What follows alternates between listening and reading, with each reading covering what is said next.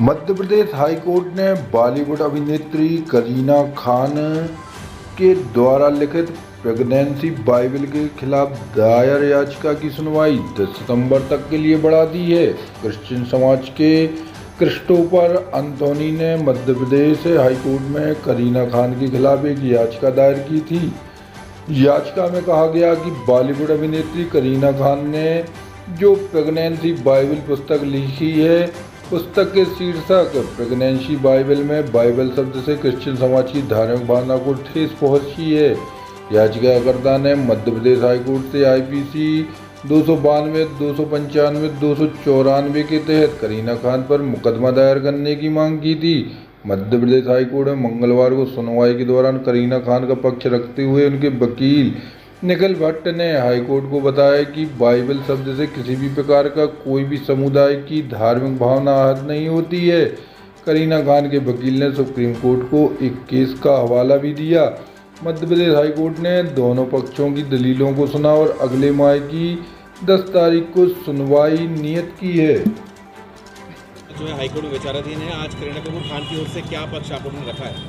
जी, तो अगर मैं संक्षिप्त में आपको थोड़ा सा मैटर के बारे में बताऊं तो करीना कपूर खान ने एक किताब लिखी थी जिसमें उन्होंने मैटरनिटी के दौरान जो उनका जीवन था उससे संबंधित बातें कुछ बताई थी उस किताब में, जिसका नाम था दी प्रेगनेंसी बाइबल।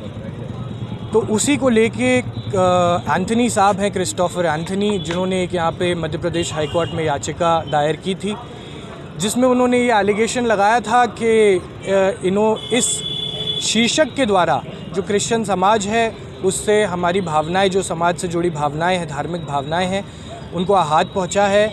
और उन्होंने ये मांग की थी कि इन पे 292 आईपीसी एंड 295, 294 आईपीसी के तहत एक मुकदमा दर्ज किया जाए, जिसके संबंधित ये याचिका उन्होंने दायर की थी।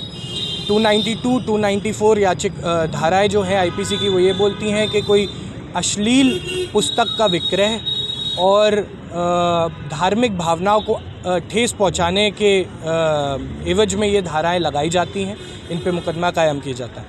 आज हमने कोर्ट के संबंधित एक 700 पेज का रिप्लाई फाइल किया है, जिसमें हमने कोर्ट को ये बहुत अच्छे से बताने की कोशिश की है कि जो बाइबल शब्द का यूज़ है वो किसी व्यक्ति विशेष या किसी वर्ग विशेष की भावनाओं को ठेस पहुंचाना उसका बिल्कुल भी मतलब नहीं था।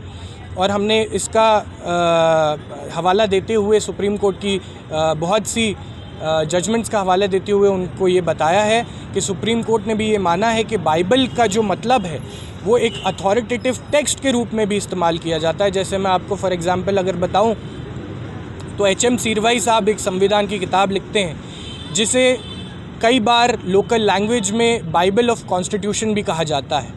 तो इसका मतलब ये होता है कि वो अथॉरिटेटिव टेक्स्ट है उस विषय में, इसलिए उसको ये नाम दिया जाता है। तो हमने ये पक्ष रखा है और इसकी अगली सुनवाई 10 सितंबर को है। तो अब देखते हैं आगे क्या। आपका नाम बताइए। मेरा नाम निखिल भट्ट, अधिवक्ता, मध्य प्रदेश उच्च न्यायालय।